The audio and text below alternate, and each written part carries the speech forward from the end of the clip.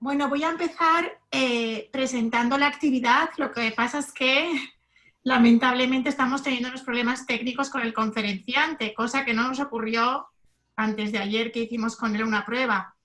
Ahora mismo él se ha ido, así que esperemos que esté recuperando la conexión.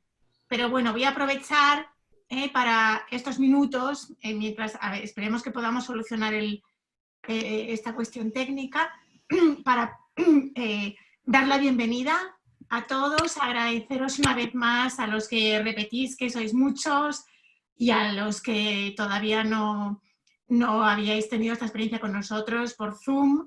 Daros a todos la bienvenida. Como digo, es nuestra segunda actividad por este medio. La otra vez funcionó todo muy bien. A ver, esperemos que esta vez, claro, la conexión es con Europa, porque el conferenciante está en Belgrado. Bueno, luego se lo voy a agradecer una vez que se incorpore, agradecerle muy especialmente su buena exposición, teniendo además en cuenta la diferencia horaria. Son allí en Belgrado ahora mismo las 9 de la noche, con lo cual él va a acabar a las 10:30, 11. A ver si se incorpora. No lo vemos todavía, Juan. Todavía no está, ¿no? Bueno, en todo caso, bueno, pues continúo presentando la actividad. Quiero agradecer también, que sí que está aquí con nosotros una vez más, a Juan Godoy Penas, profesor del Departamento de Romance, Languages and Literatures de Harvard, por esta estupendísima iniciativa que tuvo con esta serie de talleres sobre las cuestiones, los problemas sociales de distinto tipo en el aula de español para extranjeros como segunda lengua. Creo que es una perspectiva para mí desde luego muy novedosa, muy necesaria, muy útil, muy especialmente en este contexto de Estados Unidos multicultural, multilingüístico, multirracial.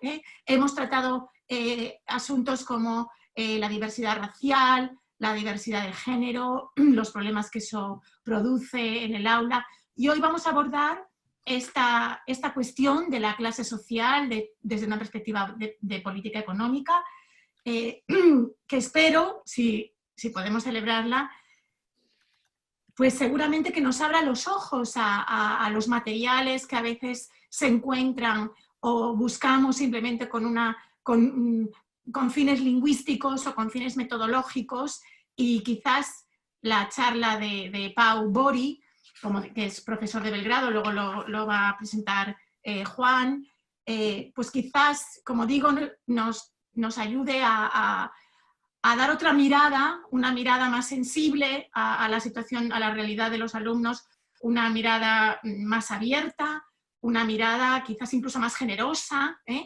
hacia esa diversidad que hay en el aula y que muchas veces nos pasa desapercibida porque son simplemente alumnos, ¿no? Una mirada, por tanto, a los materiales con los que abordamos la enseñanza del español. Así que bueno, espero que solucionemos los problemas técnicos.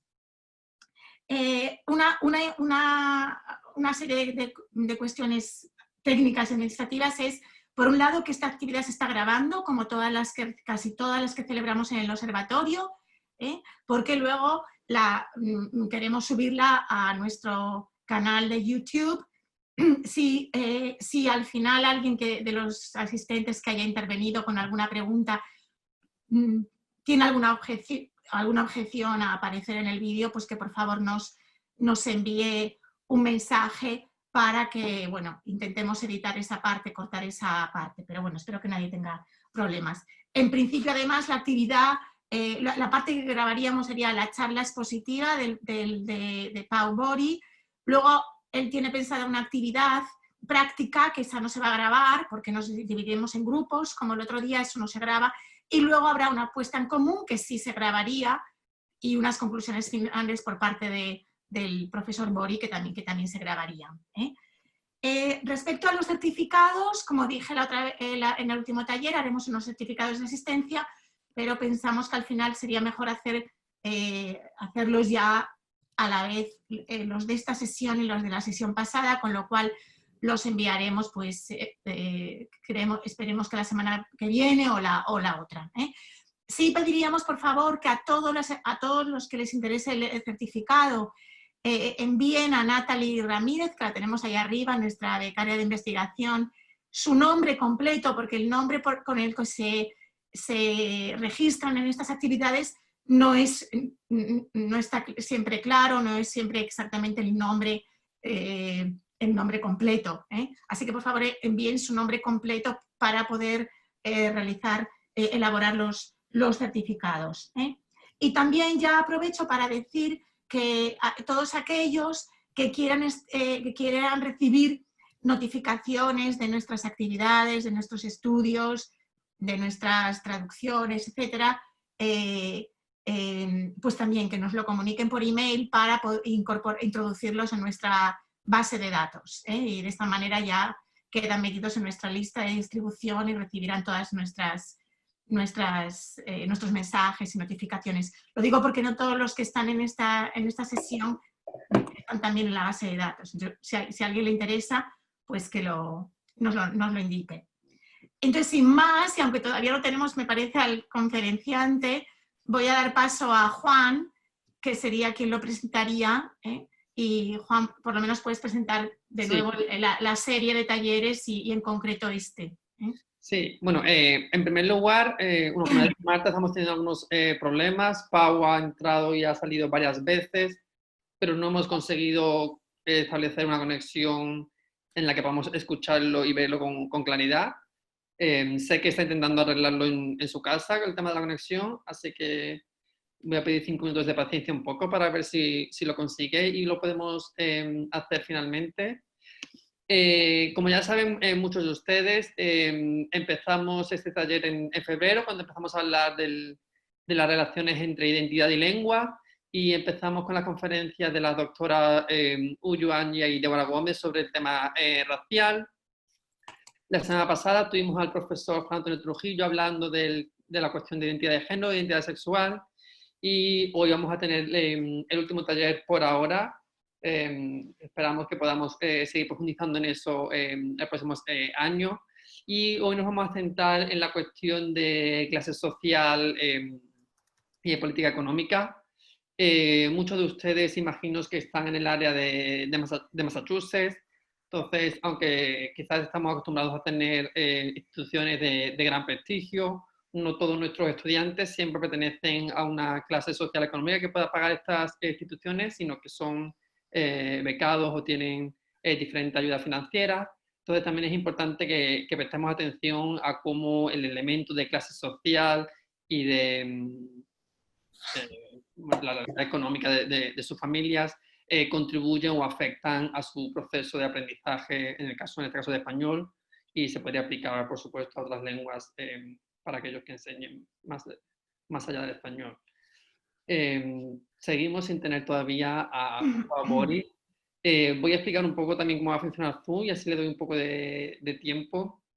Como ya hicimos en la última reunión, voy a pedir que cuando las personas tengan una pregunta, simplemente levanten su mano con la aplicación que tienen en la parte de participantes, y tanto Victoria como Natalie intentarán facilitar la conversación y que haya un diálogo con el ponente. En el caso de que no se pueda producir en ese momento, por no interrumpirlo, al final siempre va a haber tiempo para hacer preguntas, ¿de acuerdo? En el tiempo Pau ha organizado la conferencia para que esté unos 45 o 50 minutos él en un primer lugar explicando su tema, y después vamos a hacer unos breakout rooms en grupos de 6 en los que les voy a pedir que por favor todos tengan a mano el handout que adjuntamos con el email que enviamos para unirse a la reunión. Entonces en ese momento Pau explicará la tarea y yo haré los breakout rooms, y después, como ya decía muy bien Marta, haremos las conclusiones todos juntos a partir de esas tareas que ha preparado Pau. Honestamente no tengo mucho más que decirles. Bueno, puedo aprovechar yo para decir que el 21 de mayo vamos a celebrar otro taller a instancias de María Luisa Parra, que la tenemos aquí entre nosotros, otra profesora de Harvard, muy buena colaboradora y amiga del observatorio, que siempre nos organiza unos seminarios también estupendos ya desde hace años, y que ha organizado para nosotros un taller con la profesora Jennifer Lehman de la George Mason University, que va a hablar de algo en cierta manera relacionado con el tema de hoy, porque va a hablar de linguistic variation en el aula de español como segunda lengua. Y la profesora Lehman piensa abordar, evidentemente se va a centrar en la variación lingüística, como dice el título, pero va a abordar a través de la variación lingüística pues cuestiones como las relaciones de poder, cuestiones de identidad, cuestiones de justicia social y cómo todo ello se refleja en la lengua. Será el 21 de mayo, pero nos pondremos en contacto también con nuestros anuncios habituales. Pues como decía, Pau es profesor ayudante doctor en la Facultad de Filología de la Universidad de Belgrado, en Serbia. Su investigación se centra en la enseñanza y en el aprendizaje de idiomas, por supuesto, y en la realización de materiales didácticos. Además, en 2018 publicó con Routledge su libro Language Textbooks in the Era of Neoliberalism, y ha publicado estudios en revistas como Classroom Discourse, Language, Culture and Curriculum, Syntagma o Spanish in Context. Así que para no alargarnos mucho más, Pau, bienvenido, muchas gracias por estar aquí. Muchas gracias, por supuesto, a Marta, Victoria y Natalie por organizarlo todo. Y tienes el control de la conferencia. Pau, estás en mute, así que por favor.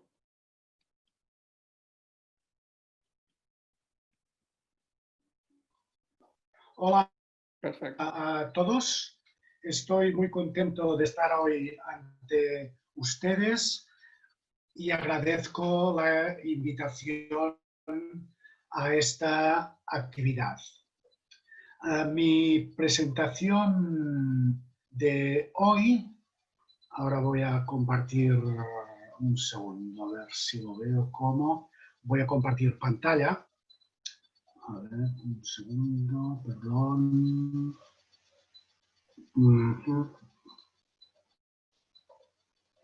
Vale.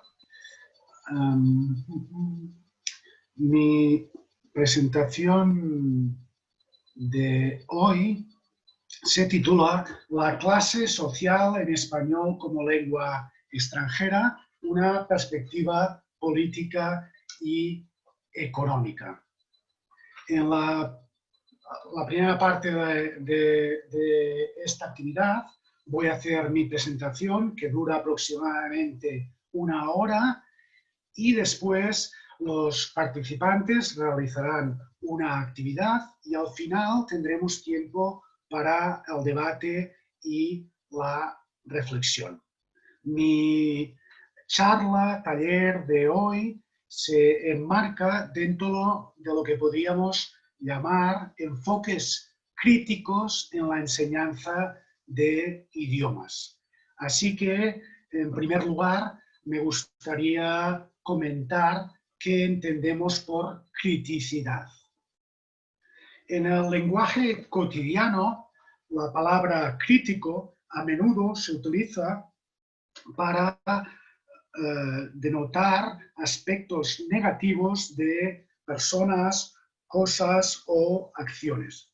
Sin embargo, en el ámbito académico, un enfoque crítico cuestiona argumentos e ideas prevalentes, adopta un punto de vista escéptico hacia asunciones e ideas que se han convertido en naturales. Si bien los orígenes de la criticidad son antiguos y variados, en estas últimas décadas han aparecido corrientes dentro de la lingüística y de la educación que utilizan el término crítico en su denominación, como por ejemplo el análisis crítico del discurso, los estudios críticos del discurso, la pedagogía crítica, la lingüística aplicada crítica, etc. También hay otras corrientes que, sin utilizar el término crítico en su denominación, adoptan una perspectiva claramente crítica como el feminismo, postestructuralismo o el postcolonialismo. En el campo de la lingüística y del uso de la lengua en sociedad, la criticidad se centra, para decirlo de una forma sencilla, en la relación entre el uso de la lengua, el poder y la sociedad. Si bien existen corrientes diferentes dentro de estos enfoques críticos que beben de tradiciones diversas, utilizan diferentes metodologías, sí que hay un denominador común, que es la consideración que nuestras circunstancias están condicionadas por aspectos como la clase social, la raza, la etnia, el género, la sexualidad o la situación socioeconómica y geopolítica. En el ámbito específico de la enseñanza de idiomas extranjeros, los enfoques críticos se han centrado especialmente en conceptos como el género, el multilingüismo, el multiculturalismo, la raza o la identidad. Sin embargo, a raíz del estallido de la crisis económica global en 2007-2008, cada vez hay más estudios críticos sobre lengua y sociedad que se centran en la actual fase del capitalismo, el neoliberalismo. Nuestra charla, taller de hoy, se marca particularmente dentro de lo que podríamos llamar una perspectiva política y económica que sitúa las bases materiales y económicas de la actividad humana en el centro de los debates sobre el uso de la lengua. Block, Gray y Holbrook, en su libro Neoliberalism and Applied Linguistics, reclaman un giro hacia la política económica en los estudios sobre lengua y sociedad. Consiste en introducir conceptos procedentes de la política económica para explicar fenómenos de la lengua y su uso en sociedad. Si bien hay estudios sobre lengua y sociedad que habían adoptado una perspectiva política y económica anteriormente, ha sido justamente después del estallido de la crisis económica de 2007 y 2008 que han aparecido cada vez más estudios críticos sobre lengua y sociedad que adoptan esta perspectiva política y económica. Ahora me gustaría definir brevemente dos conceptos claves para la presentación de hoy, el de política económica y el de neoliberalismo. La política económica es un campo interdisciplinario que estudia los vínculos de factores ideológicos, políticos y sociales con las estructuras económicas. Sus orígenes se suelen situar en los siglos XVIII y XIX con las obras de Adam Smith y David Ricardo. Estos dos autores sentaron las bases del pensamiento económico liberal que posteriormente sería criticado por Karl Marx. Los estudios sociolingüísticos que adoptan una perspectiva política y económica siguen, en general, una concepción marxista de la política económica, como por ejemplo el libro reciente que tienen aquí en pantalla del sociolingüista norteamericano David Block. El neoliberalismo es el término que utilizan principalmente sus detractores para denominar la última fase del capitalismo. Según David Harvey, el neoliberalismo, en primer lugar, debería ser considerado como una teoría económica que sostiene que la mejor manera de conseguir el bienestar humano es dar libertades a los individuos para desarrollar su emprendimiento dentro de un marco caracterizado por la propiedad privada, el libre mercado y el libre comercio. Las políticas neoliberales promueven el mercado libre y la desregulación financiera, las privatizaciones de empresas estatales y servicios públicos, la reducción del gasto público y una política fiscal en favor de los colectivos más ricos de la sociedad. El neoliberalismo también promueve la competición económica y el mercantilismo en todas las esferas de la vida, incluyendo la educación. Y tal como ya explicó el sociólogo Pierre Bourdieu hace más de 2 décadas, el neoliberalismo persigue la destrucción de todas aquellas estructuras colectivas que obstaculicen el libre mercado. Este tipo de políticas benefician a un pequeño sector de la población, el más rico, y van en contra de los intereses de la mayoría de ciudadanos del mundo. El neoliberalismo también es entendido como una ideología dominante, una cosmovisión de la sociedad y del individuo que se ha convertido en hegemónica en estas últimas décadas.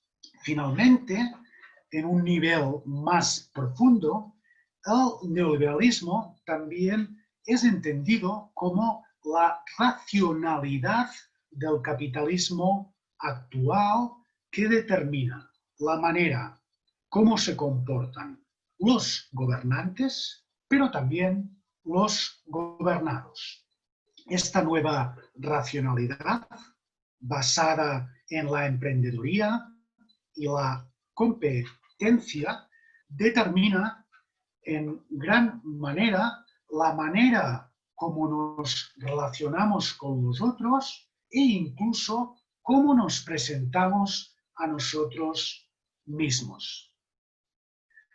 Ahora pasaremos a comentar algunos estudios sobre lengua y sociedad que han adoptado una perspectiva política y económica. Norman Fairclough, considerado el padre del análisis crítico del discurso, fue uno de los primeros autores que explicó la colonización por parte del lenguaje empresarial de discursos pertenecientes a sectores, a ámbitos sociales que anteriormente eran independientes de la economía. Según Fairclough, cada vez hay más segmentos de la vida que son construidos discursivamente a partir de la metáfora del mercado. Unos años más tarde, Marnie Holborough explicó que términos mercantiles como cliente, emprendedor, capital humano o mercado pasan a ocupar un lugar central en muchos ámbitos de la vida que anteriormente eran independientes de la economía, como por ejemplo la educación superior.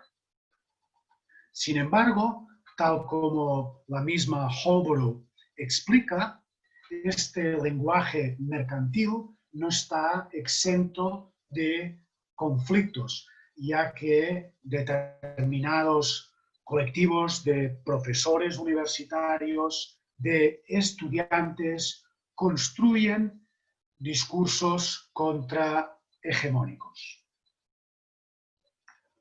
Otra área de investigación que adopta una perspectiva política y económica y que ha sido muy fértil en estos últimos años es la llamada mercantilización de la lengua o del lenguaje.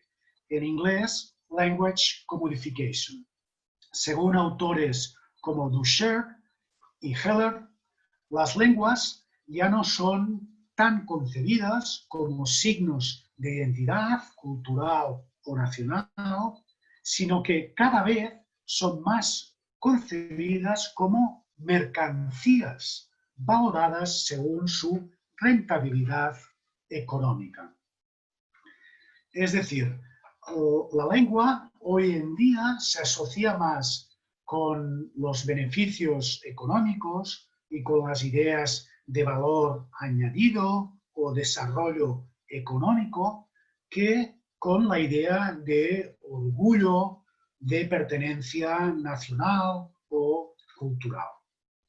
Son diversos los autores que han explicado el valor económico de la lengua en estos últimos años y cómo cada vez juega un papel más clave en diferentes ámbitos de la vida, como el mundo del trabajo, el turismo, el marketing o la educación. Esta nueva concepción de las lenguas como mercancías también ha propiciado la transformación de la concepción de la enseñanza de idiomas en el siglo XXI.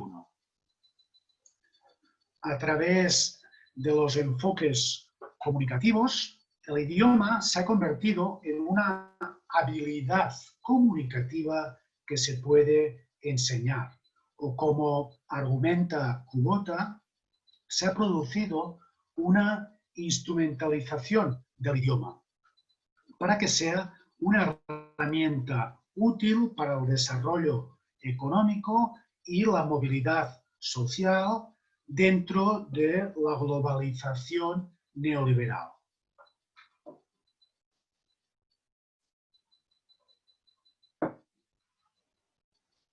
Fruto de estos cambios, actualmente estamos viviendo un avanzado proceso de centralización y homogeneización de la enseñanza de idiomas, caracterizada por la lógica del mercado del capitalismo neoliberal.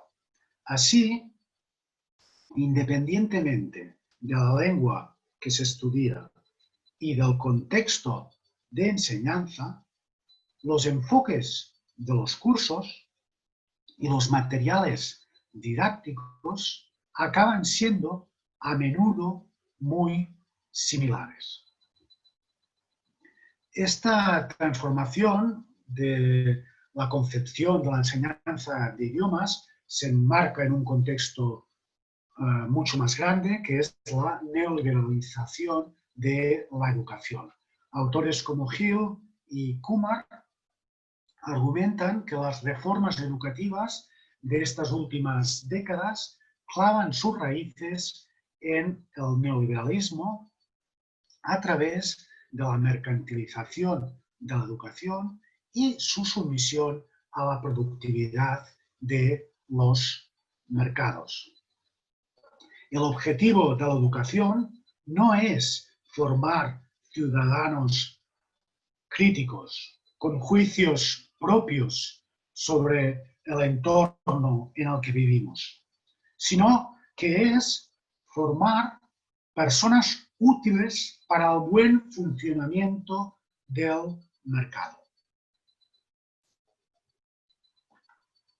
Llegamos ahora a la clase social, que es otro concepto clave para los estudios críticos que adoptan una perspectiva política y económica para examinar cuestiones relacionadas con la lengua y la sociedad. Según el marxismo, la clase social explica la relación antagónica entre poseedores y no poseedores de los medios de producción y distribución. Karl Marx argumentó que el sistema de producción capitalista consiste en la explotación de una clase, el proletariado o la clase trabajadora, por parte de otra clase, la burguesía o la clase capitalista. Fruto de esta explotación surge la lucha de clases, que es la manifestación del conflicto de intereses materiales de grupos de personas pertenecientes a grupos sociales antagónicos, la clase trabajadora y la capitalista. A medida que el sistema capitalista se transforma, también cambia la configuración de las clases trabajadora y capitalista. Si en la época de Marx la clase trabajadora se concentraba sobre todo en las fábricas, hoy en día en Norteamérica y en Europa se concentra sobre todo en el sector de servicios. Por su parte, si la clase capitalista en la época de Marx estaba encarnada por el propietario de la fábrica, hoy en día seguramente está representada por los propietarios o los ejecutivos de las grandes multinacionales. Max Weber complementó la concepción marxista de clase social. Según Weber, se debe tener en cuenta, además de la propiedad de los medios de producción, aspectos como el prestigio social o el estatus social, cómo las personas se perciben a sí mismas y cómo son percibidas por los otros. Más recientemente, otros autores señalan la necesidad de entender la clase social como un concepto pluridimensional, como por ejemplo Bourdieu.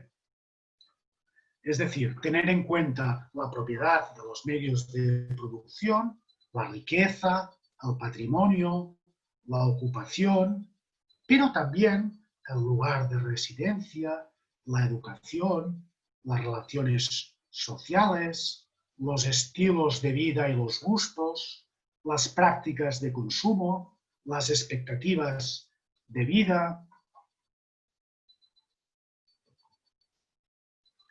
La clase social fue un concepto clave en los inicios de la lingüística aplicada y de la sociolingüística a mediados del siglo pasado. A modo de ejemplo, comentaremos brevemente dos obras clásicas sobre la clase social y la lengua en sociedad.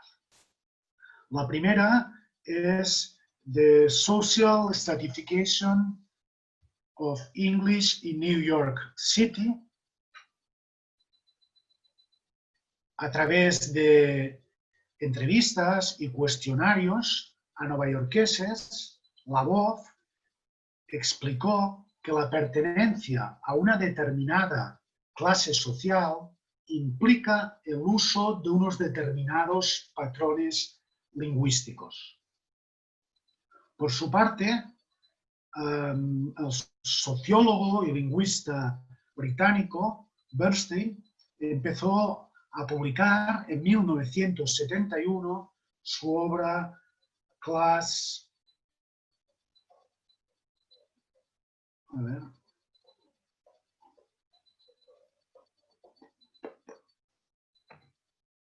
Perdón, ya ha habido un pequeño problema técnico. Decía que Bernstein empezó a publicar su obra en 1971. En ella, entre otras cuestiones, explicaba las razones por las que los niños de clases bajas rendían menos que sus compañeros en las escuelas. Según Bernstein, el tipo de lengua que los alumnos de clases bajas aprendían en casa, el llamado código restringido, contrastaba con el tipo de lengua exigido por los maestros, el llamado código elaborado, característico de las familias de clases acomodadas. A partir de los 80s, tal como explica David Block en el libro que tienen en pantalla, hubo una disminución del interés por la clase social en la lingüística aplicada y en la sociolingüística. Se siguió una tendencia general en la sociedad que consideraba que la clase social nos servía para explicar la complejidad de las sociedades modernas. En vez de dedicarse a la clase social, los estudios críticos en sociolingüística y lingüística aplicada se centraron en las llamadas políticas de identidad, en el reconocimiento de las diferencias de género, raza, culturas. Este nuevo enfoque encajaba de alguna forma con la ideología neoliberal, que considera la clase social como un anacronismo, ya que viviríamos en una sociedad sin clases. El mantra neoliberal de ahora todos somos de clase media tendría como objetivo difundir el sentimiento de pertenencia a una clase y así dificultar la comprensión de las razones de la distribución desigual de la riqueza. Aún así, después del estallido de la crisis económica en 2007-2008, la clase social ha vuelto a entrar con fuerza en los debates sociales. Standing acuñó el término precariado para designar una clase social emergente formada por millones de personas en todo el mundo que viven sin ningún tipo de estabilidad y que deben afrontar diferentes tipos de precariedades, como el desempleo o los trabajos temporales. David Block es el autor que más ha desarrollado la clase social para explicar fenómenos de lengua y sociedad. Block, por ejemplo, ha utilizado la clase social para explicar cuestiones como la planificación lingüística, la adquisición de lenguas, la lengua y la inmigración.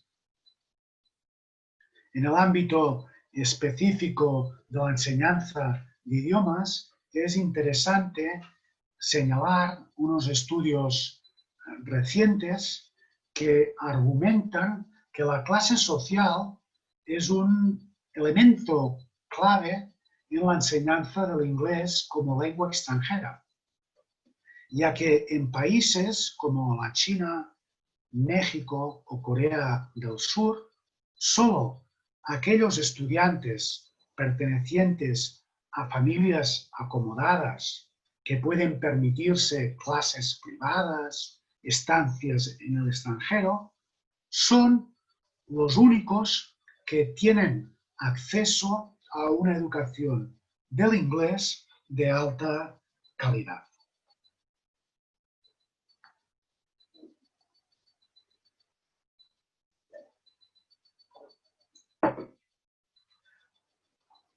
La perspectiva política y económica se ha desarrollado también en estos últimos años para examinar materiales didácticos de idiomas. John Gray es el autor que más ha estudiado los libros de texto globales de inglés como lengua extranjera desde esta perspectiva. Según Gray, estos libros contienen el llamado aspirational content, es decir, el tipo de contenido al que aspiran los estudiantes de idiomas y el que les motiva según las percepciones de los editores y de los autores de libros de texto. Este contenido se centra en el consumismo, los viajes o las vidas de famosos y ricos. También hace énfasis en el individualismo, la libertad de elección, la flexibilidad y la movilidad. En otro estudio, Gray, junto con Block, señalan la desaparición progresiva de personajes y temas de clase trabajadora en los libros de texto globales de inglés a partir de los 90, coincidiendo con el auge del neoliberalismo como paradigma político, económico e ideológico dominante. En otro estudio más reciente, Cobley compara los libros de texto de inglés de los 70 y los actuales. Una de las aportaciones más interesantes de su estudio es el contraste en el énfasis en problemas colectivos y solidaridad de clase que encontramos en los libros de los 70 y la priorización del individualismo que aparece en los libros de texto de inglés actuales. Esta priorización del individualismo y del consumismo no aparece únicamente en los materiales didácticos del inglés, que es la lengua global de hoy en día, sino que también lo encontramos en materiales didácticos de otras lenguas, como por ejemplo del catalán, que es una lengua sin aspiraciones globales. Al analizar los libros de texto de catalán como lengua extranjera, descubrimos que se presenta la realidad socioeconómica de las clases acomodadas. Los personajes que aparecen no tienen ningún tipo de limitación económica o social. En conjunto se presenta una realidad altamente idealizada, sin ningún tipo de conflicto social o desigualdad económica. Además, las actividades de estos libros tienen una orientación claramente práctica para fomentar entre los estudiantes el rol de consumidores y de trabajadores flexibles y emprendedores. Con una compañera de la Universidad de Belgrado, Ana Kuzmanovic-Jovanovic, en estos últimos meses hemos examinado los libros de texto de español como lengua extranjera desde una perspectiva política y económica. Ahora les presentaré los resultados de un estudio en el que analizamos la representación de la clase social en los libros de texto de L. Para ilustrarlo, vamos a comparar dos colecciones de libros de texto de L publicadas en dos momentos diferentes. La primera, Español en directo, apareció en los 70, en un periodo anterior a la actual fase neoliberal en España. La segunda colección ha sido publicada recientemente en un periodo de consolidación neoliberal. Ambas colecciones fueron publicadas en España y tienen o tuvieron una importante divulgación internacional. La colección de los 70. Empezaremos por aquí.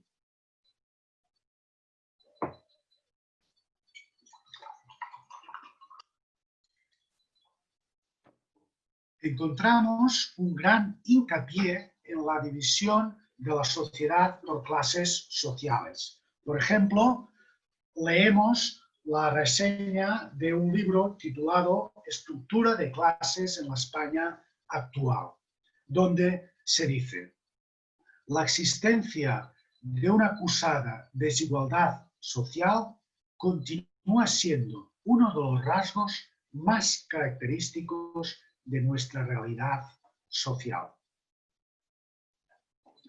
En particular, Español en directo hace énfasis en la división de la sociedad en dos clases sociales claramente diferenciadas: el proletariado o la clase trabajadora y la burguesía o la clase capitalista. Así, para ilustrar un texto donde se dice que en España no se ha logrado una distribución igualitaria de los ingresos por el trabajo, encontramos estas dos caricaturas, la de un albañil comiendo de un plato metálico y la de un señor gordo que está ilustrado según el arquetipo burgués. Encontramos de una forma similar la diferencia entre dos clases sociales en un texto a 2 páginas titulado El turismo del rico y el turismo del pobre. Sobre el turismo del rico se dice: la aspiración máxima es convertirse en veraneantes de toda la vida y el mayor temor es que los advenedizos, generalmente la clase inferior, lleguen a ser muy numerosos y hagan descender el tono del ambiente. Tenemos también una caricatura que ilustra esta primera parte del texto. Sobre el turismo del pobre se dice: apenas si es posible disfrutar de lo que se visita o se ve, pero los turistas la satisfacción de contar a sus compañeros de trabajo cuando vuelvan que han estado en tal o cual sitio. La insatisfacción de las clases populares aparece, por ejemplo, en esta viñeta con una mujer que empieza con una reflexión: que os sepa, los pobres tenemos siempre crisis económica. Y después se va indignando. Y los ricos nunca se han enterado. Cuando los ricos tienen mal momento, los primeros en enterarnos somos los pobres.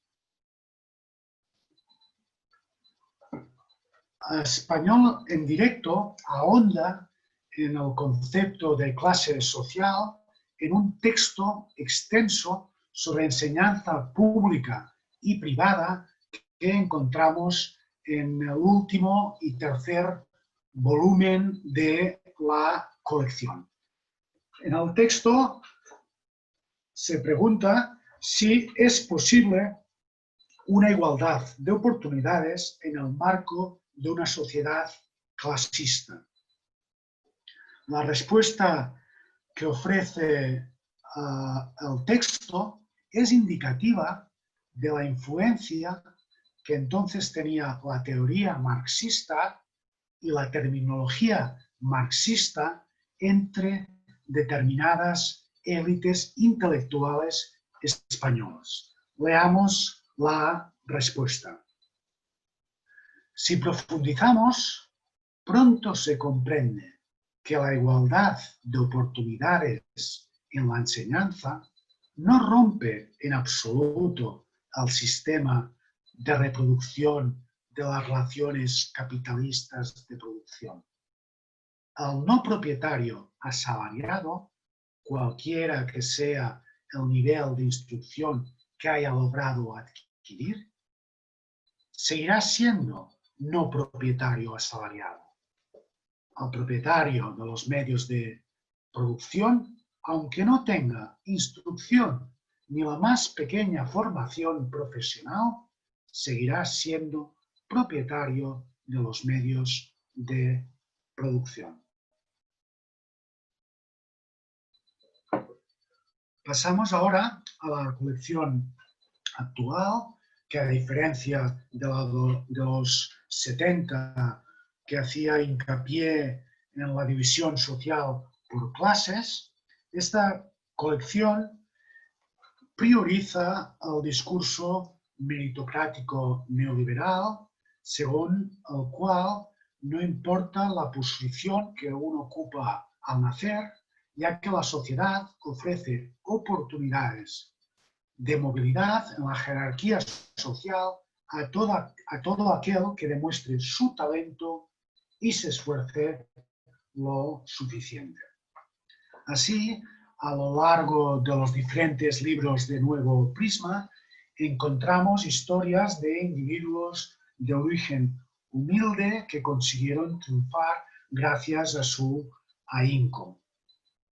Leemos o escuchamos expresiones como camino largo de sacrificio, fue muy duro, hubo muchos momentos difíciles, pero al final llega el éxito. Nunca antes me había sentido tan orgullosa. Un ejemplo paradigmático de la combinación de esfuerzo personal y talento que lleva al éxito es una audición sobre José Manuel Anguiano, un joven emprendedor que explica que su proyecto laboral no es una empresa, sino un sueño ya hecho realidad. De José Manuel Anguiano sabemos que dejó un trabajo más o menos estable y después se apuntó a un curso de audiovisuales para parados. Al completar el curso, decidió gastar parte de sus ahorros para comprarse un equipo audiovisual profesional. Su primer proyecto audiovisual se convirtió en un vídeo viral por las redes de todo el mundo y mereció varios premios. Así de fácil. La audición acaba con un consejo directamente dirigido a los estudiantes. Con su trabajo, lo que nos ha demostrado este joven director es que hacer lo que de verdad te gusta, apasionarte con todo lo que haces y disfrutar de ello, es posible. Y sobre todo, que vale la pena intentarlo. Encontramos a lo largo de los libros de texto de él actuales otras historias de personajes que encarnan la idea del empresario de sí mismo. En inglés, self-entrepreneur. También aparece en Nuevo Prisma una página entera dedicada a uno de los emprendedores más famosos del mundo, Steve Jobs, fundador de Apple. El texto es la traducción de un fragmento de una conferencia que Jobs impartió en 2005 en la Universidad de Stanford. Aquí explica su experiencia universitaria y el título de este fragmento tiene unas connotaciones evaluativas. Dice, fracasos que fueron éxitos. Jobs explica que abandonó la universidad después de los primeros 6 meses porque, leo en el segundo fragmento, no tenía idea de lo que quería hacer con mi vida y tampoco de qué manera la universidad me ayudaría a resolverlo. Así que decidí abandonar y confiar en que las cosas saldrían bien. Jobs estuvo aún vagando por la universidad unos cuantos meses más sin seguir las asignaturas obligatorias, pero asistiendo a algunos cursos que le parecían interesantes, como uno de caligrafía. La historia acaba cuando Jobs explica que al cabo de 10 años, cuando estaba diseñando su primer ordenador, ese curso de caligrafía le inspiró para idear el primer ordenador con bella tipografía, el Apple. El fragmento acaba con un consejo de Jobs dirigido a su audiencia. Dice, tienes que confiar en algo, tu instinto, al destino, la vida, al karma, lo que sea. Es decir, según la opinión de Jobs, para tirar adelante en la vida no es necesario esforzarse para completar los estudios universitarios, tampoco no importan las circunstancias económicas, sociales y geográficas de cada uno, sino lo que realmente cuenta es tener una determinada actitud, tener emprendimiento, seguir el instinto, la intuición. Este tipo de consejo quizás sea útil para la audiencia original de Jobs en una universidad privada y elitista como la de Stanford, pero difícilmente será útil para la inmensa mayoría de estudiantes de todo el mundo. Los libros de texto de L actuales no solo presentan historias de emprendedores de éxito, sino que también enseñan al alumnado técnicas para conseguir el éxito profesional. Un tipo típico de actividades de los libros de texto de L actuales consisten en conocer y practicar diferentes géneros discursivos para aumentar las posibilidades de éxito profesional, como una carta de presentación, una carta de motivación o un currículum vitae. También encontramos ejercicios para aprender a comportarse en una entrevista laboral o para interpretar anuncios de trabajo. Este tipo de ejercicios aparece a menudo dentro de un contexto altamente idealizado, como ilustra la fotografía que tienen en pantalla con 6 jóvenes sonrientes, guapos, en una conferencia sobre perspectivas profesionales y de orientación laboral. En Nuevo Prisma no hay referencia a las estructuras económicas y sociales que impiden a muchas personas abrirse camino.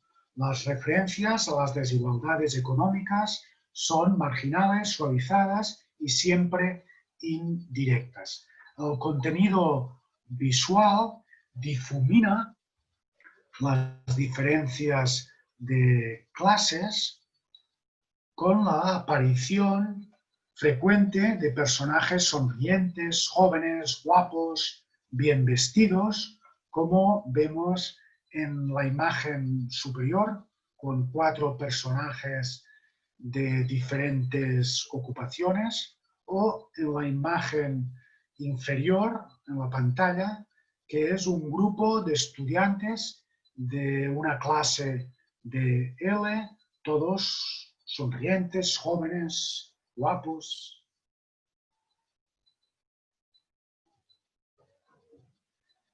A través de este estudio hemos visto que los libros de texto de L presentan visiones distintas de la sociedad y del individuo en diferentes momentos de la historia. Argumentamos que los cambios en la representación de la clase social identificados en los libros de texto de L son fruto de la erupción del discurso neoliberal, según el cual la clase social es un concepto antagónico, ya que viviríamos en una sociedad sin clase. Español en directo, la colección de los 70, hace énfasis en la división de la sociedad en ellas, lo que podría invitar a pensar en la lucha de clases y en la explotación que conlleva el capitalismo. En cambio, la colección actual, a pesar que las diferencias económicas no han dejado de aumentar en los últimos años, prioriza el discurso meritocrático neoliberal, lo que podría contribuir a hacer aceptables las injusticias estructurales del capitalismo, ya que la gente será más propensa a tolerar la desigualdad si se sugiere que, a pesar de todo, la sociedad ofrece suficientes posibilidades para que todos tengan éxito.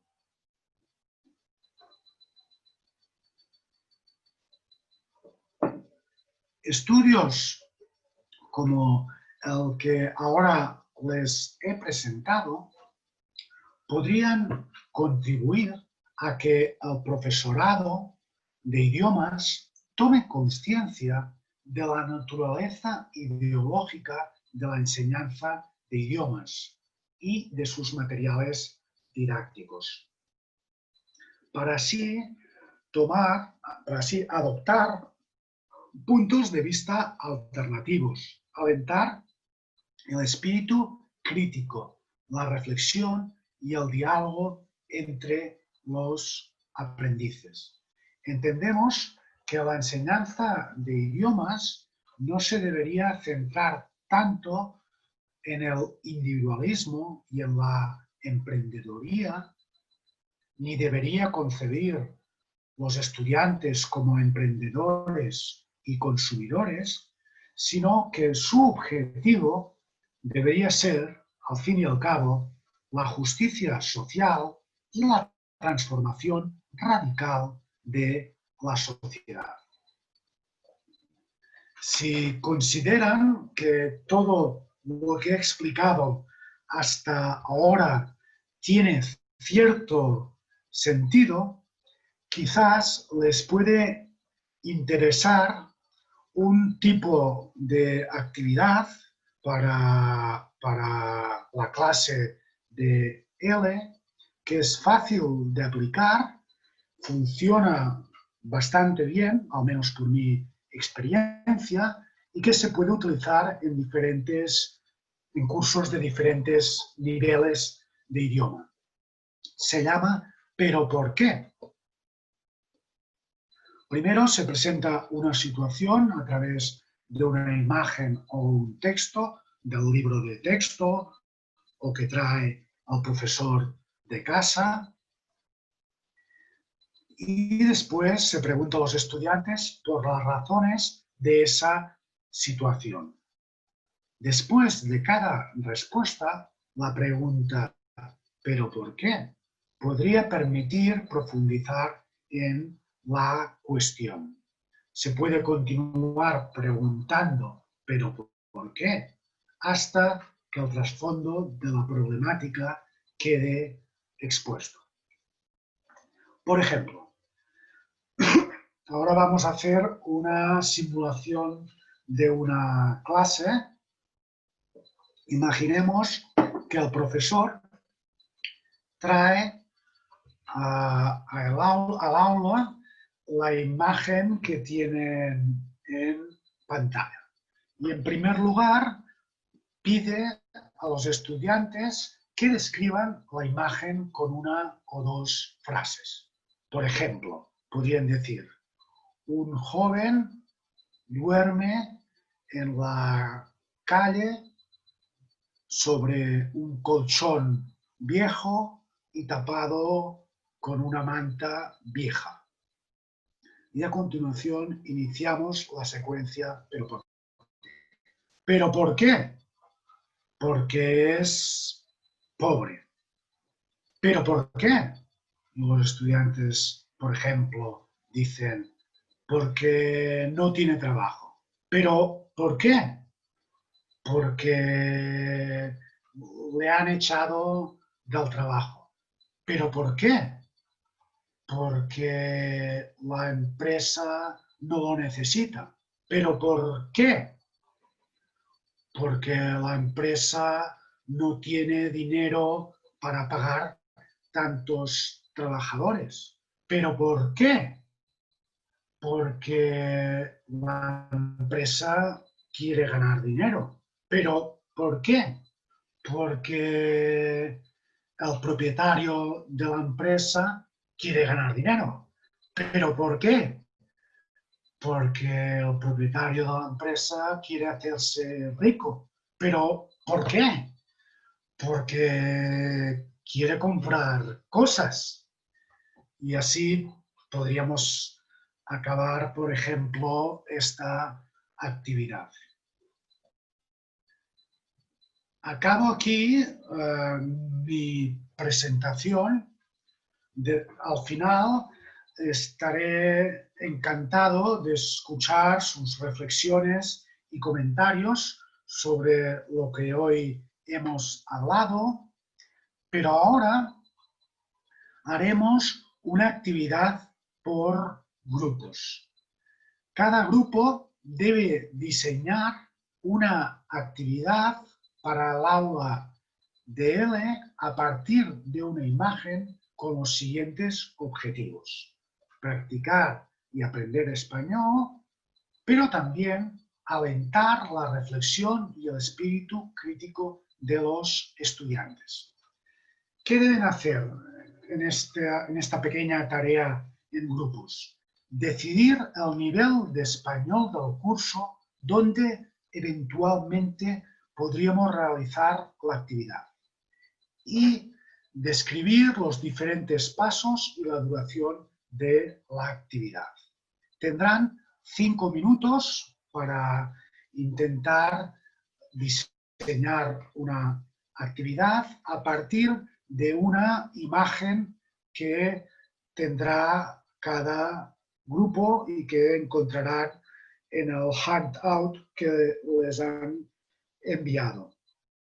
Al acabar, un representante del grupo presentará la actividad a todos los participantes. ¿Les parece bien?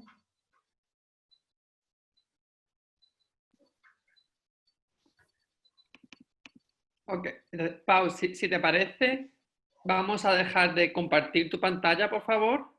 Entonces, yo voy a crear los breakout rooms, ¿de acuerdo? Y voy a asignar a cada grupo una imagen en concreto.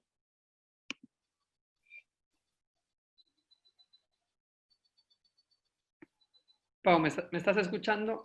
Sí, sí, te escucho. Vale. Ya no comparto pantalla. ¿Verdad? Perfecto, sí. Lo veo, ok. Entonces, el grupo de Everton Vargas va a tener la imagen 1. El grupo de Sonia Pérez va a tener la imagen 2. El grupo de Claudia Quevedo va a tener la imagen 3. El grupo de Margarita Robles va a tener la imagen 4. El grupo de Eva Gómez, la imagen 5. Y el grupo de María Luisa Parra, el grupo 6. La imagen 6, perdón. Entonces, todo el mundo puede encontrar en el handout que le enviamos con el correo las diferentes imágenes. ¿De acuerdo? Voy a crear los grupos ahora mismo.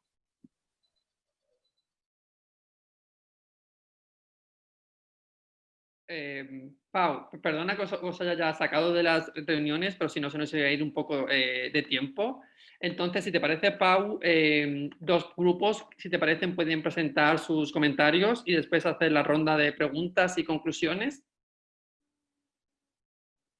Pau, estás en mute ahora, no te escuchamos. Así que yo otra vez desaparezco y te dejo a ti otra vez llevar ese tema.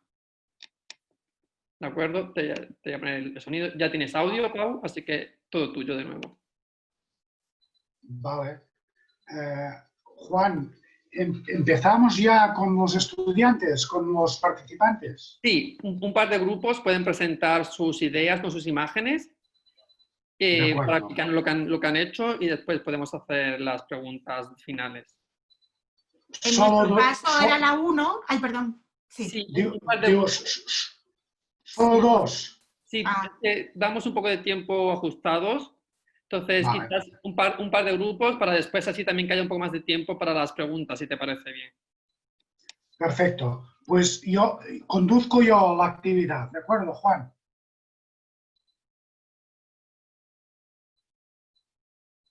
A ver.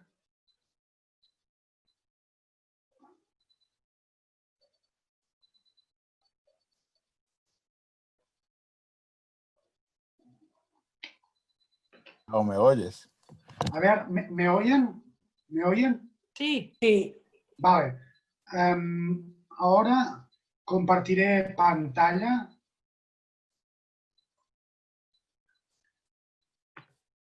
A ver, y ahora la idea sería aquí. A ver, un representante del grupo que tenía esta imagen, ricos y pobres, podría presentar, por favor, qué actividad han ideado. Sí, ok, yo voy a hablar, soy Magda, estoy representando el grupo 1. Tuvimos una conversación muy rica porque coincidimos en que no solamente esta imagen, sino todas las imágenes presentadas están súper interesantes para presentarlos en una clase, en cualquier aula. En esta foto de diferencias entre ricos y pobres, podemos verlo en cualquier nivel.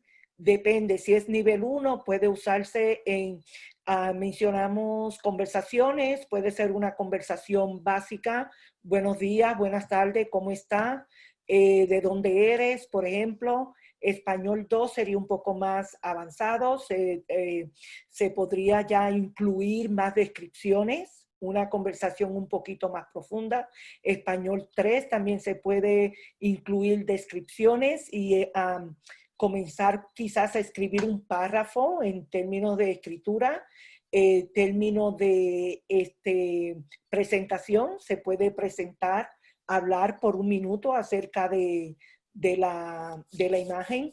Ya español 4, que sería pre-AP y AP, Coincidimos también en que ya pueden hacerse con todos los modos. Puede ser con 3 modos, por ejemplo, puede ser escribir, puede ser presentar oralmente para practicar para el examen, y se puede ver también discutir, puede haber debate, lo que presenta las imágenes de si es diferencia de clases sociales y el por qué, que fue el que mencionó en anteriormente, el por qué, pero por qué, que también se puede incluir. Creo que eso fue básicamente lo que teníamos que discutimos. Gracias. Muy bien, pues muchas gracias por sus ideas, que son muchas, teniendo en cuenta que solo tenían 5 minutos. Ahora tenemos tiempo de comentar únicamente otra imagen, solo otra más, para después tener tiempo de hacer un poco de debate y que puedan ustedes compartir sus reflexiones. Así que la imagen que haremos será esta, vecindarios. Ahora necesitaríamos a alguna persona del grupo que ha trabajado esta imagen que nos pueda presentar qué tipo de actividad han ideado. Hola, soy Margarita. A nuestro grupo nos ha tocado esta imagen, y sobre el nivel hemos decidido que para un nivel intermedio 1 se lo daríamos el perfil de los estudiantes en adolescentes, chicos jóvenes adolescentes, y hablaríamos de los diferentes tipos de barrios que existen, los tipos de casas, etcétera, y sería como una actividad final después de hablar de todo este tema. La actividad haríamos varios grupos de 3 o 4 personas, dependiendo del número de estudiantes que tuviéramos, y a cada grupo les repartiríamos una fotografía, y dentro del grupo tienen que hablar sobre esa fotografía. Tipo de casa, tipo de vecindario, qué puede haber dentro de esa casa, cómo puede ser la vida allí, prácticamente. Y después les daríamos entre 10-15 minutos para que hicieran esa actividad en grupo, y posteriormente el grupo en común tiene que describir cada uno de ellos la fotografía que tienen, basándonos en preguntas como cómo es tu barrio, cómo es tu pueblo, y tienen que enseñar la fotografía para que no se identifique nadie, sino que sea algo general. Pues mi barrio es este, el de la foto, y en mi barrio podemos ver esto o lo otro. Hablábamos, por ejemplo, de si mi barrio tiene piscina o no tiene piscina, si es piscina privada o es comunitaria, etc.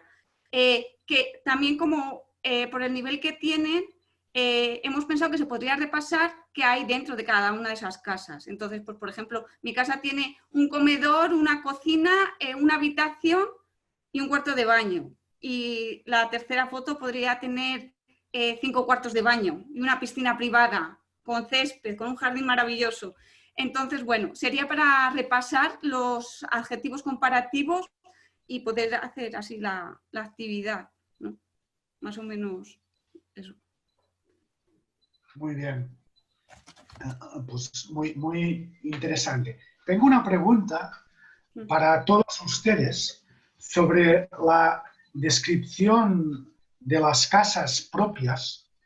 Me costó un poco descubrir que a algunos estudiantes les molesta describir sus casas porque se avergüenzan si su compañero tiene una casa enorme y ellos viven con sus padres en un piso minúsculo a las afueras, y entonces les da vergüenza. También les pasan situaciones parecidas en su contexto. Eso lo estuvo comentando una de las compañeras del grupo, entonces por eso decidimos hacer la actividad de esta manera, repartir los barrios por grupos para que nadie tuviera que hablar de su vida. Entonces, te identificas con esta foto, no te identificas con tu vida privada. Y a veces también yo lo que siempre aconsejo en la clase es que no tienen por qué decir la verdad, pueden inventar.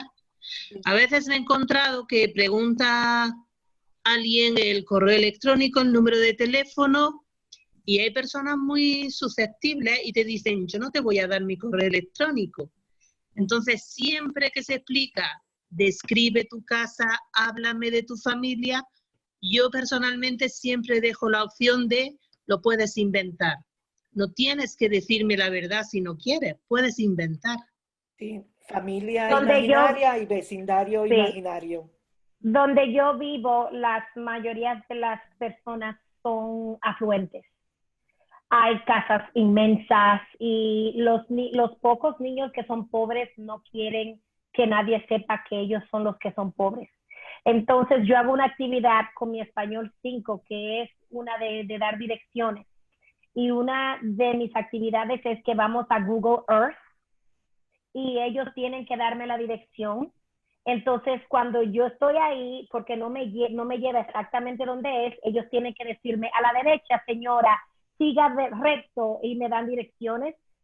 Pero yo le hago una encuesta de quiénes le gustaría compartir, porque yo tengo una pantalla bien grande en mi salón de clases, y a quiénes le gustaría compartir para ponerlo en la pantalla. Y déjenme decirle que nada más para que su casa y para que ellos puedan decirme las direcciones, la mayoría no le importa. Y tengo bastantes niños que pueden compartir y es algo bonito, pero siempre tengo en cuenta de que van a haber esos niños de que tienen vergüenzas y no van a querer que todo el mundo sepa dónde viven.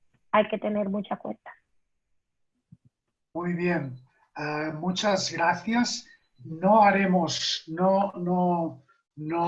dedicaremos más tiempo a escuchar propuestas de otros grupos, porque se nos acaba el tiempo, aunque estoy seguro que había ideas estupendas en los otros grupos. Yo estaba en trabajo y ha habido un debate muy interesante. Me gustaría ahora escuchar si alguien de ustedes quiere compartir sus percepciones, sus ideas sobre mi presentación de hoy, sobre la actividad que hemos realizado, para abrir un poco de debate entre ustedes. Ha sido una súper interesante desde el principio. Para llegar a lo que es el tema de la educación. Me encantó cómo fuiste bajando según la presentación y llegaste a donde querías. Y eso me encantó. Me mantuvo siempre como esperando cuándo viene lo de las imágenes, cuándo viene. Entonces, hasta que hubo el link para la actividad. Una pregunta. ¿Podemos utilizar estas imágenes en nuestras clases? Sí, claro. Sí, gracias, gracias. Pero Gracias. sí, estuvo muy bien. Me gustaría agregar a ese punto. No, muchas gracias por la presentación y aprendí un montón. Mi investigación se centra en producción cultural de España después de la crisis de 2008. Y ha sido interesante escuchar sobre la forma lingüística y eso y neoliberalismo, y usaste muchas de las fuentes que utilicé yo, pero desde la perspectiva del cine y el cómic. Y creo que eso es algo importante para ayudar a entender más sobre ese tema, es utilizar cine, utilizar cómic. Ahora mismo estoy dando un curso que se llama Respuestas a la crisis de 2008, así que yo tengo la suerte, digamos, de poder hablar de esos temas con frecuencia, pero hay mucho desde el punto de vista de España, como Aquí vivió de Saca Rosa, todas las películas como Techo y Comida, pero en nuestro grupo surgió un tema interesante porque tuvimos Imagen 2, que era un cómic que dijo, el hombre dijo, hay que entender que estamos en crisis. Y todos entendemos crisis desde nuestras perspectivas. Yo creo que fue Chiqui que habló sobre la crisis ahora mismo en Colombia y el efecto. Y había otras personas como yo pensando en la crisis de 2008. y para pensar en las perspectivas diferentes de los estudiantes y también utilizar fuentes culturales como las imágenes que has presentado, ¿no? Muchas gracias. Seguimos si alguien más quiere comentar alguna cosita. Mónica Ramírez Echeverría había levantado la mano. Bueno, a mí me pareció muy importante esta presentación en el sentido de poder analizar los textos que llegan a nuestras manos y estos textos que son presentados, y en muchas escuelas, por ejemplo, en la escuela donde yo trabajo es una escuela pública y pues no hay el dinero suficiente para comprar libros de texto para la enseñanza del español nuevos. Entonces hay que utilizar los textos y las actividades que pues tenemos ahí, ¿no? Entonces, este análisis del texto y de lo que estamos presentando a los estudiantes desde la perspectiva económica, pues se me hace interesante para poderles dar algo más de lo que los niños están viendo en los libros. De igual manera, mis alumnos he visto que cuando estamos hablando de situaciones culturales en el terreno de Latinoamérica, ellos asocian mucho el color de la piel y el estatus social de las personas con una persona latinoamericana, y una persona blanca, pues en un libro de texto lo ven raro. He tenido comentarios por parte de los alumnos que dicen, ¿por qué esa persona blanca está en el libro? Ellos, bueno, es otra perspectiva que ellos ven, que creen que las personas de Latinoamérica todos somos morenitos y chaparritos, y la forma de vida de Latinoamérica es como esas imágenes que presentó de las casas pequeñas y humildes. Entonces, pues es otra perspectiva y otro punto de análisis que yo me encuentro dentro de mi escuela, y esta presentación me parece muy interesante para poder continuar con este análisis de mi realidad educativa. María Luisa Parra, la profesora, también levantó la mano. María Luisa, estás en mute. Tendrías que sacar mute. Sí, ya, típico. Gracias. Bueno, a mí me pareció que la presentación es un recordatorio muy importante para los profesores de lengua sobre el hecho de que nuestro trabajo no solamente es enseñar lengua. Tenemos que conectar con la realidad del mundo, a los estudiantes con la realidad del mundo y de las diferentes situaciones que hay. Y encuentro que también es un reto tratar de incluir un balance entre el desarrollo de este pensamiento crítico sobre estas situaciones de disparidad, de desigualdad tan profundas en la sociedad, y los estereotipos y la inclusión de las historias de éxito también que hay, a pesar de una estructura social que realmente impide el éxito en la mayoría de las personas de las comunidades, por ejemplo, latinas en los Estados Unidos. Pero hay historias de éxito y de esfuerzos monumentales que pueden superar esos obstáculos. Entonces, ¿cómo trabajar bueno, a mí me parece excelente trabajar con el pensamiento crítico y encontrar este balance entre el estereotipo, las situaciones de éxito y cómo los estudiantes que no pertenecen a esas comunidades tienen que involucrarse o tienen que conectar o encontrar su lugar en relación con esas comunidades. Así que creo que el trabajo del profesor de lengua en general se está transformando a un espacio mucho más significativo en términos de la educación a los estudiantes que antes. Y yo también creo que es importante, siguiendo tu línea, que se le enfatice y se le eduque más en esto a nuestros estudiantes hispanos, para que ellos aprendan la diferencia y que vean todo lo que hay a su alrededor. Y es importante que como educadores de la lengua tomemos esto en consideración y lo tengamos presente. Creo que tenemos una pregunta más de Wilson García. No sé si ya tenemos más tiempo para hacer más.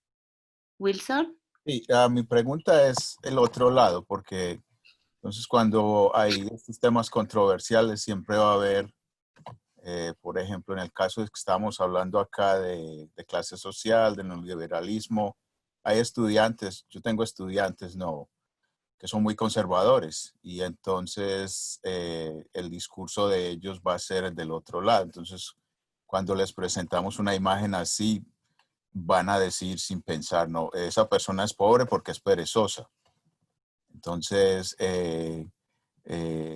está el otro lado, no, hay que estar preparados. Yo enseño al nivel universitario y los estudiantes cuando aparece un tema controversial, entonces mi expectativa es que va a haber discusión. Entonces, yo lo que le quería preguntar a Pau es cómo, más o menos, cómo él maneja esta situación, que no se vuelva ya, que sea crítico, pero que no se vuelva una cuestión de un debate infinito en la clase.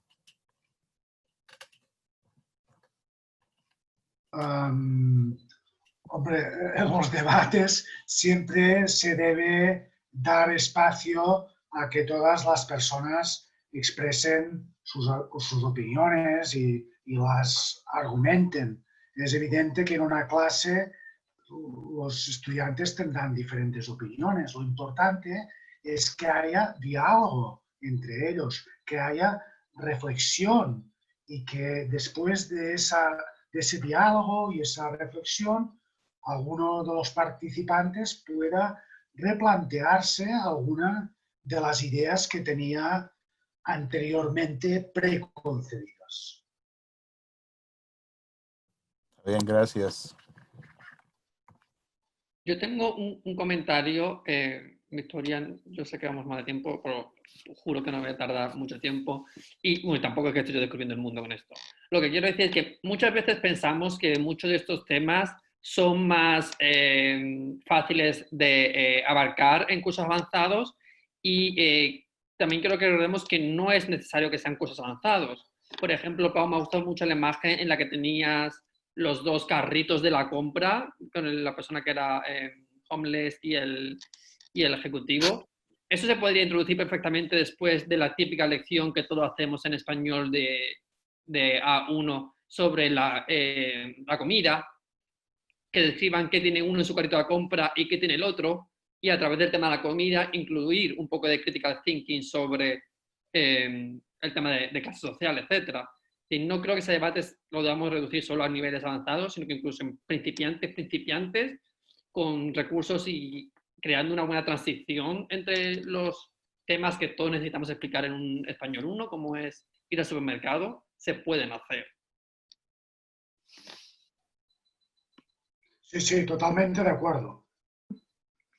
Yo quería hacer también un comentario o una pregunta que une un poco lo que había dicho María Luisa y no sé si era Joanne, me parece, uniendo esa separación de conceptos que se está estableciendo entre clases, el protagonismo de clase social y la política de identidad, ¿no? Y el reflejo que eso está teniendo pues tanto en la lingüística aplicada como en el análisis crítico de la literatura, etc. Entonces, me pareció muy interesante cómo lo planteaste, cómo hiciste el recorrido. Mi pregunta es, ¿hasta qué punto y esto también me lo motiva un comentario que hizo Johanna en nuestro grupo, hasta qué punto esa diferenciación que puede estar más clara quizás en Europa, hasta qué punto es igualmente válida aquí cuando, por ejemplo, el hecho de la raza muchas veces ya va inextricablemente unido al concepto de clase social o a un tipo de clase social. ¿Entiendes? A cuestiones sociales. Entonces, ¿hasta qué punto podemos desterrar una u otra, uno u otro enfoque, una u otro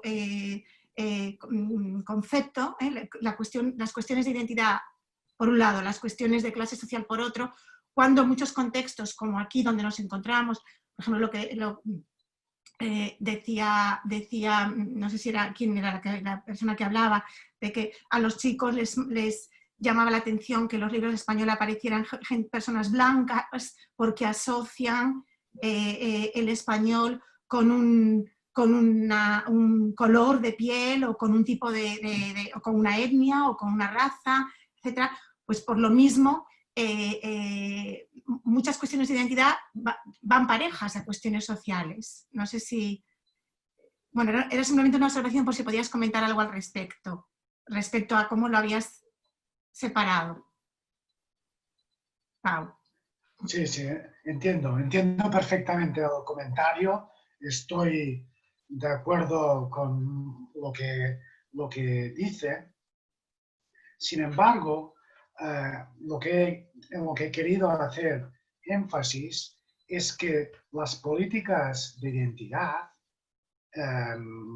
las distinciones entre hombres y mujeres, entre blancos, negros, etcétera, no nos deben hacer perder de vista la que yo considero que es la división más importante que hay en nuestras sociedades, que es entre ricos y pobres. No importa si el pobre es blanco o negro, la diferencia importante es entre ricos y pobres. Yo entiendo que un blanco que es de clase trabajadora tendrá más cosas en común con un negro de clase trabajadora que con otra persona que es blanca, pero es de una clase alta. ¿Me explico? Es decir, yo simplemente quería señalar que las políticas de identidad no nos deben, que son importantes porque el racismo existe, el machismo existe, pero no nos deben hacer perder de vista una cuestión esencial que es la distribución desigual de la riqueza. Sí, yo no te lo decía cuestionando, al revés, yo estoy totalmente de acuerdo contigo. Lo que planteo yo y planteo a los asistentes es que mi impresión es que quizá esa perspectiva o ese enfoque sea más difícil en un país como Estados Unidos, donde, por lo menos desde mi perspectiva de europea, la política de identidad tiene tantísimo peso. Yo creo que puedo estar equivocada, ya me lo dirán los demás, pero para alguien que viene de Europa, el peso que tiene tan grande la identidad aquí en Estados Unidos resulta, a ver, la palabra no es chocante, pero sí que resulta llamativo en comparación, no la política, no en cuestiones de género, sobre todo en cuestiones de identidad en general. No sé si me estoy explicando.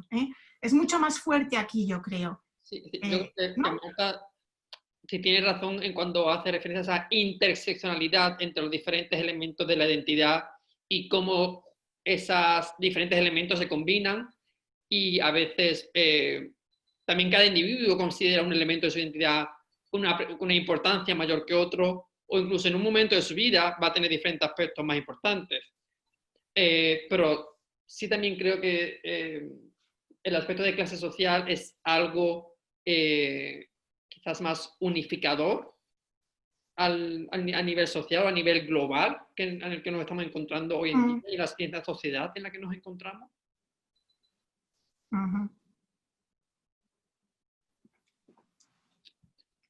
Y yo creo, Marta, no sé qué te parece, que deberíamos terminar ya. Porque terminemos, ¿no? Si quieres hacer alguna conclusión, Pau, para darle, redondear tu actividad. Sí, yo que querría, a ver si Estoy compartiendo pantalla. Sí. Sí, yo lo que quería mencionar para el final, que lo que sería necesario, si están de acuerdo con el planteamiento que hoy les he presentado y que me ha parecido que en general sí que lo están, lo que sería necesario sería tener currículums y materiales de L alternativos que presenten visiones diversas sobre la realidad y actividades para desarrollar el espíritu crítico.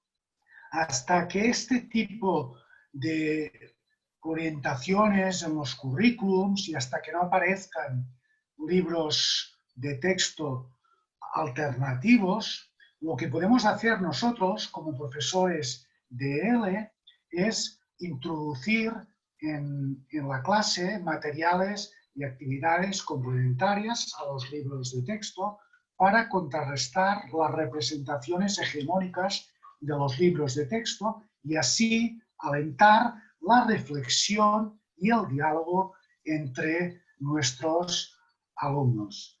Agradezco enormemente su atención, su participación y aquí tienen mi correo electrónico por si alguien me quiere escribir con algún comentario, pregunta, sugerencia.